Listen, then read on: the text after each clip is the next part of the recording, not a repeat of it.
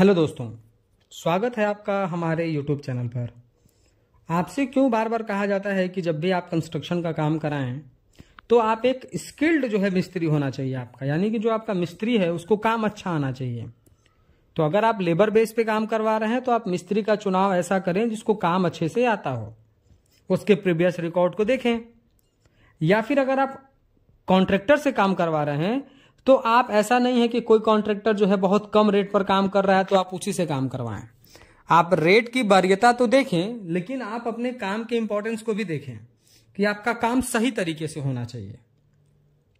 तो आज के इस वीडियो में हम आपको यही दिखाएंगे कि क्यों आपको एक अच्छा कॉन्ट्रैक्टर का चुनाव करना चाहिए, क्यों आपको एक अच्छे मिस्त्री का चुनाव करना चाहिए अपने कंस्ट्रक्शन के काम को कराने के लिए। दोस्तों, जैसा कि आप जान रहे हैं कि जो हमारा स्ट्रक्चर बन रहा है, जो भी अभी कंस्ट्रक्शन हो रहे हैं वो सब फ्रेम स्ट्रक्चर हो रहे हैं।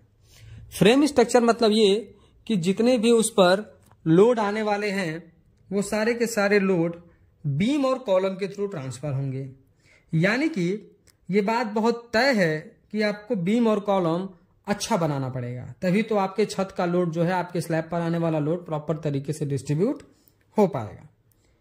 और अगर क्या हो कि आपका मिस्त्री बीम और कॉलम को ही गड़बड़ कर दे, बीम और कॉलम को ही अच्छी तरीके से न बनाए। देखिए, जब आप कंस्ट्रक्शन करते हैं तो आप मटेरियल तो बहुत अच्छा लेकर के आते हैं, अच्छा से अच्छा जो है आप मटेरियल यूज करते हैं, पैसा भी बहुत इन्वेस्ट होता है आपका, या फिर मटेरियल कहिए या फिर लेबर को कहिए, मिस्त्री के ऊपर तो पैसा आप बहुत खर्च करते हैं। लेकिन थोड़े से कम पैसे के चक्कर में या फिर काम जल्दी करने के चक्कर में आप ऐसे मिस्त्री या ठेकेदार का चुनाव करते हैं जो क्वालिटी के साथ कॉम्प्रोमाइज कर जाता है या फिर स्ट्रेंथ के साथ कॉम्प्रोमाइज कर जाता है। अगर आप मटेरियल खुद दे रहे हैं तो ठीक है, आप अच्छे से अच्छा मटेरियल देंगे तो वो कंक्रीट भी अच्छा बनाएगा। अगर आपको थोड़ा बहुत नॉलेज होगा तो जो है आपका क्वालिटी के साथ जो है कॉम्प्रोमाइज नहीं होगा, लेकिन स्ट्रेंथ के साथ कॉम्प्रोमाइज हो सकता है। जैसा कि आप देख रहे हैं कि अभी आपको एक कॉलम दिखाया जा रहा है। ये कॉलम 9 इंच बाय 9 इंच का कास्ट हुआ था। नीचे से आप देख सकते हैं 9 inch by 9 inch he column आया हुआ है, लेकिन आप उसके ज्वाइंट्स पर देखिए। जब आप उसके ज्वाइंट्स पर देखेंगे, जैसे कि ये 4 फीट 4 फीट 4 फीट करके 3 बार में कॉलम की भराई हुई है, जो कि एक ग्राउंड फ्लोर है और स्टोरेज पर्पज से बनाया जा रहा है, तो इसलिए इसकी हाइट 12 फुट रखी गई है। तो जो ये 4-4 फीट का कॉलम भरा गया है, तो हर 4 फीट के कॉलम पे आप ज्वाइंट देखिए। ये ज्वाइंट अगर इस तरीके से रहा, जो कि इतने ज्यादा हनीकॉम्ब हैं, तो ये आपका कॉलम जो है फेल हो सकता है। अगर आपके कॉलम में इस तरीके की प्रॉब्लम है तो कॉलम वहां से क्रैक हो सकता है।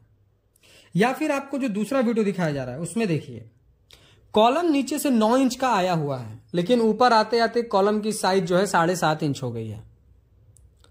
अब समझिए कि आपने 7 इंच बाय 7 इंच का तो रिंग और अपने सरिया बांधा हुआ है, उतना जगह तो उसने लिया है, यानी उसके आउटर साइड में कोई कंक्रीट की लेयर ही नहीं है, जबकि आपको कॉलम के आउटर में 40 mm का कंक्रीट कवर होना चाहिए। कंक्रीट उसके 40 mm उसके अराउंड होनी चाहिए, लेकिन यहां पर आपको अगर दिखाया जा रहा है और ये 7.5 इंच है, तो आप मानिए कि दोनों तरफ 10-15 mm ही है कंक्रीट। अगर आप 8 इंच भी मानते हैं, चूंकि ये है 7.5 इंच, अगर 1 इंच की भी कॉम्प्रोमाइज हो जाती है तो उसमें आपका कॉलम के स्ट्रेंथ का नुकसान हो सकता है और कॉलम वहां पर वीक हो सकता है।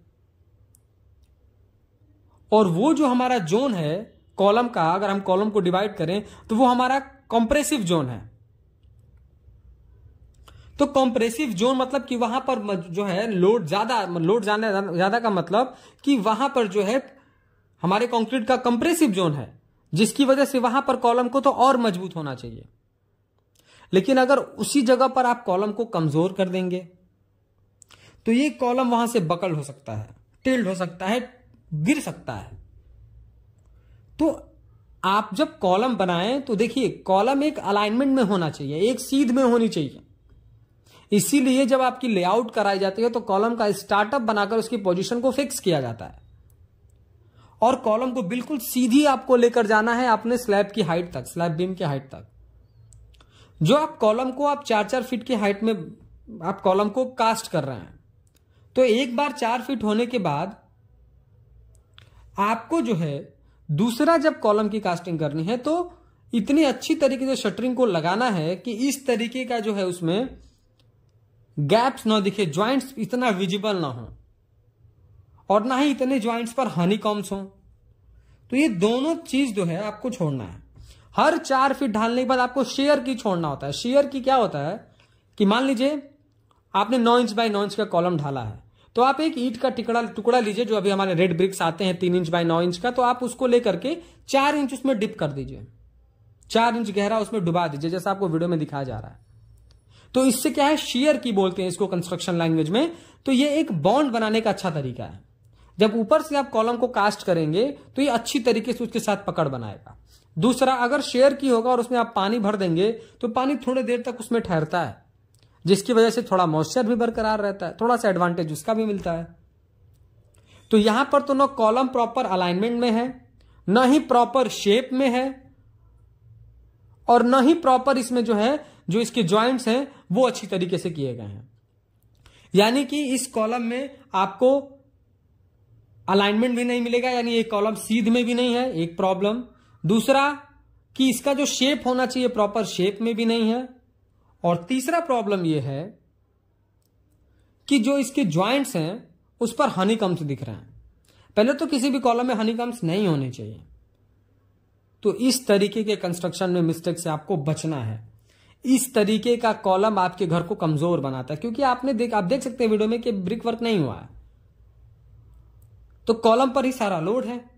और इस तरीके का अगर कॉलम होगा तो आपको प्रॉब्लम आएगी। आप देखिए इसका सही तरीका क्या है। देखिए, जब कंस्ट्रक्शन करा जाता है तो उसमें सबसे इंपॉर्टेंट चीज है साहुल। ब्रिक वर्क कर रहे हैं तो ब्रिक वर्क आपका साहुल ओलम प्लम्बाओ में होना चाहिए, सीध में होनी चाहिए। आप कॉलम कर रहे हैं तो आपको लेवल लेना बहुत इंपॉर्टेंट है। तो यहां के कॉलम में पहले तो मिस्टेक ये करिए कि शटरिंग ही अच्छे से नहीं किया गया। अगर शटरिंग अच्छे से करी गई होती तो हनीकॉम्स नहीं आते। दूसरा, शटरिंग करने के बाद साहुल नहीं लगाया गया। अगर आप साहुल यूज करते हैं, अगर प्लम्बा यूज करते हैं, तो आप उसकी हेल्प से अपने शटरिंग को बिल्कुल सीध में खड़ी कर सकते हैं। लेकिन यहां पर वो भी मिस्टेक करी गई। और ऊपर जो जाकर के शेप इसका कम हो गया है, तो शेप में अगर कम हुआ है तो उसका सबसे बड़ा प्रॉब्लम ये है कि उसमें कवर ब्लॉक नहीं यूज करा गया। अगर आप अपने रिंग के बाजू में 40 mm का कवर ब्लॉक लगा देते तो आपको शटरिंग प्रॉपर करनी पड़ती, और शटरिंग जब प्रॉपर होता तो शेप से रिगार्डिंग कोई भी प्रॉब्लम्स नहीं आती। जैसे आपको इमेज में दिखाया जा रहा है, इस तरीके की जो कवर ब्लॉक आपको 40 mm का लगाना होता है। और अगर आप कंक्रीटिंग कर रहे हैं और आपने अगर शटरिंग भी अच्छे से करा है और फिर भी हनीकॉम आ रहे हैं, इसका मतलब है कि आपने वाइब्रेटर यूज नहीं किया, उसमें एयर वॉइड्स हैं, जिसकी वजह से जो है हमारे हनीकॉम्स दिख रहे हैं। एक और प्रॉब्लम है कि जब भी आप शटरिंग यूज करते हैं तो शटरिंग में आप जो है शटरिंग ऑयल लगा दिया करें। जो भी हमारा फॉर्म वर्क होता है उसमें आप शटरिंग ऑयल यूज करें, नहीं तो होगा या आप कंक्रीटिंग कर देंगे। जब आप डी शटरिंग करते हैं तो प्लाई के साथ बहुत सारा कंक्रीट भी कभी कभी जो है प्लाई के साथ बाहर आ जाता है। तो अगर आप शटरिंग ऑयल यूज किए होंगे तो इस तरीके की प्रॉब्लम्स नहीं आएंगी। तो ये कुछ था जो अनस्किल्ड मिस्त्री इस तरीके का काम करता है, या फिर ठेकेदार अगर आप अच्छा चुनाव नहीं करते हैं, या फिर काम जल्दी जल्दी कराने के चक्कर में इस तरीके का नुकसान कंस्ट्रक्शन में होता है। आगे चलकर ऊपर से अगर ज्यादा लोड आता है तो फिर यहां से कॉलम को प्रॉब्लम हो सकती है। ये सही तरीका नहीं है कंस्ट्रक्शन में कॉलम बनाने का, क्योंकि आपका पैसा उतना ही लग रहा है, आपको आपने लेबर चार्ज उतना ही देना है, आपने मटेरियल उतना ही यूज करना है, समय उतना ही लगना है। तो काम अच्छी तरीके से आप कराएं। दोस्तों, वीडियो पसंद आया हो तो प्लीज वीडियो को लाइक कर दें, और अगर चैनल पर नए हैं, कंस्ट्रक्शन से रिलेटेड ऐसे ही इंफॉर्मेटिव वीडियोज इन फ्यूचर देखना चाहते हैं तो प्लीज चैनल को सब्सक्राइब करके बेल नोटिफिकेशन को ऑल पर प्रेस कर दें। Thank you.